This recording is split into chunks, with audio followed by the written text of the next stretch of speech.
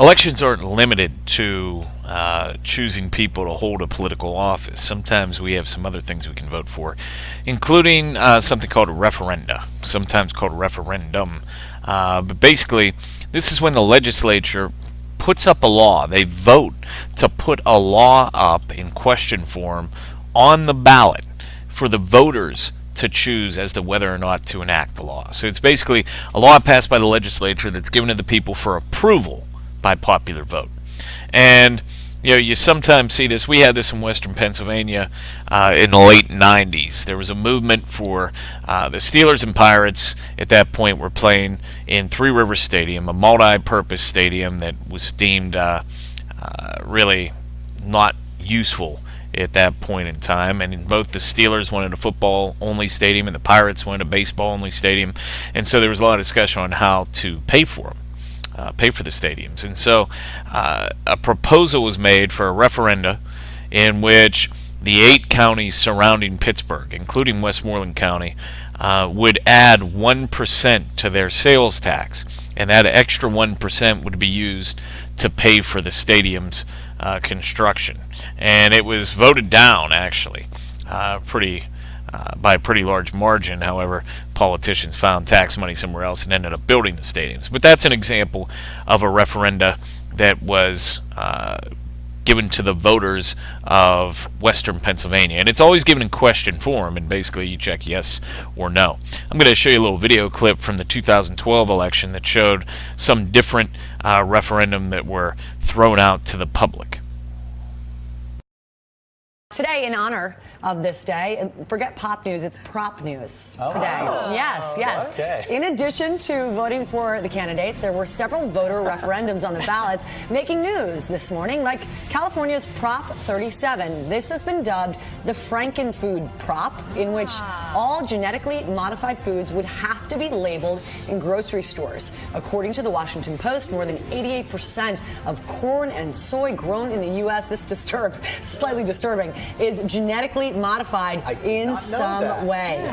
Consumer watchdog groups say Californians deserve to know what they are eating. Food companies and biotech firms spent more than $44 million fighting the prop. And right now, this morning, still too close to call. So we'll let you know. Another initiative had voters in Colorado, Oregon, and Washington State deciding whether or not to legalize recreational use of marijuana, regulated by the state. Those in favor argued that it would be taxable so the state government could make some money. Many opponents argued it is a gateway drug and would lead to a host of problems. Oregon voted it down. Both Colorado and Washington passed the prop, but the governor of Colorado is not pleased. He said, and I quote, "Federal law still says marijuana is an illegal drug, so don't break out the Cheetos or Goldfish too quickly." This is not medical marijuana. This is recreational use. Wow. Yeah. Because I know medical marijuana is a Angie, big come deal on. in Colorado. Wow. Angie's moving to Colorado. It's been a long night for the stage crew, too. Okay, and then in Arizona, everybody, here's another one. Arizonians, that's correct, right? Yeah. They had to vote on an interesting question. Who owns the Grand Canyon? The state or the federal government? And they decided by a large margin that being the landlord for more than 30 million acres might not be all it's cracked up to be. Supporters felt if Arizona had control of the land, it could lead to a large revenue stream from tourism, but voters overwhelmingly decided let's leave it all to the federal government. And yeah, I mean, honestly, this is an important piece of real estate. We got to keep it pristine. And then finally, really quick, there was a measure, it was called Measure 78 in Washington, in which voters got to decide whether their state constitution could get a little makeover. The Oregon Constitution, did I say Washington? It's the Oregon Constitution, which dates back to 1857, reportedly has misspellings, some grammatical errors. Also back then, only men were allowed to be Secretary of State. With this measure, all references to that position will now be gender neutral, and yes, it passed. The spell check. That is actually good news. I will say, for those OCDs among us, terrific. And it looks fresher and younger already. It sure does. By the way. A little nip tuck never hurt anybody. I'm saying. Another type of special election that we sometimes have is a recall election. And it's actually an election in which we vote on whether or not to remove a public official from office.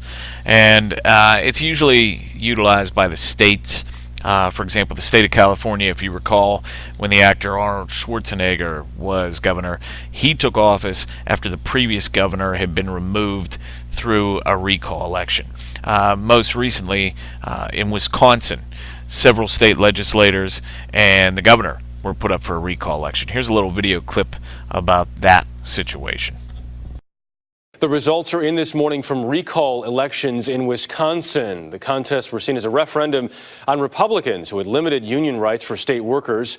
And CBS News correspondent Elaine Quijano reports from Madison. For Wisconsin Democrats, Tuesday's vote was supposed to be a chance at revenge. They aren't listening to our voice. Our voice needs to be heard. I'm a teacher. I'm a retired teacher, actually, and it's time we take Wisconsin back.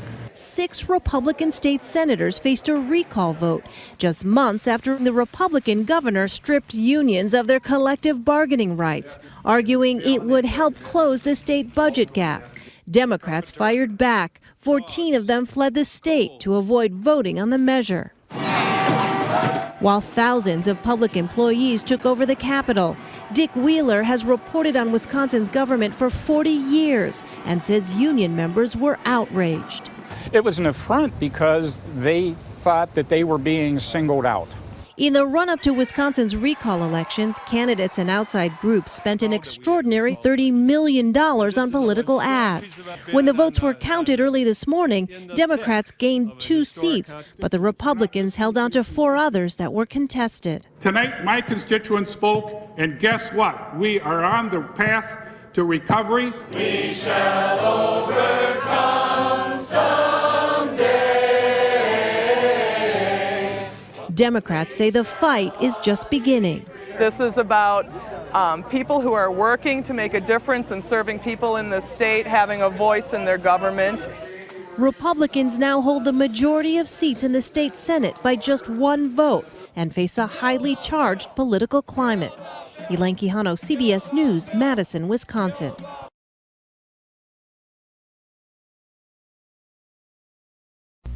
Finally, we have retention elections, and these are basically ones in which a voter chooses to either retain or keep a public official or to remove them from office. And a lot of times we see this in judgeships, in which we vote to either retain a judge or to remove them from the bench. And similar to members of the House of Representatives in Congress, the retention rate is very high for most politicians. And so, those are just a few other things we can vote on besides offices and the people who will hold them. So, when you look back, referenda, recall, and retention, these are other things that you could find on the ballot when you go to vote in the future.